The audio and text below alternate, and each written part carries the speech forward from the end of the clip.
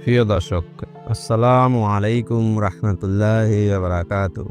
ইয়েমেনের এক ছোট্ট গ্রামে বাস করত হাসিন নামের এক গরিব কাঠুরে। প্রতিদিন সে জঙ্গলে যেত কাঠ কাটতে, বাজারে বিক্রি করত, আর সেই টাকা দিয়ে স্ত্রীর সন্তানের জন্য খাবার কিনে আনতো। একদিন প্রচণ্ড জ্বর নিয়ে সে শুয়ে পড়ল।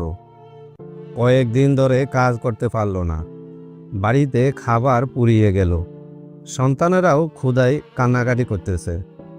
স্ত্রী দুশ্চিন্তায় পড়ে গেলেন। হাসিন চোখে জল এনে তার স্ত্রীকে বলল, আমরা কারো কাছে হাত পাতব না। আল্লাহ রিজিক দানকারী, তুমি চাইলে কিছু না কিছু ব্যবস্থা করে দিবেন। পরের দিন সকালে এক ব্যক্তি হাসিমের ঘরে এসে বলল, আমি পাশের গ্রাম থেকে এসেছি, আমাদের মসজিদের মিম্বার ভেঙে গেছে। কেউ একজন বলল তুমি ভালো কাঠের কাজ জানো, তোমার খোঁজে এসেছি।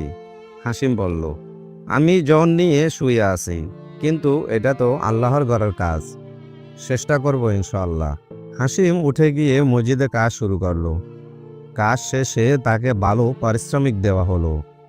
সেই টাকা দিয়ে সে খাবার কিনলো এবং ঘরে ফিরে এসে স্ত্রী সন্তানদের খাওয়ালেন।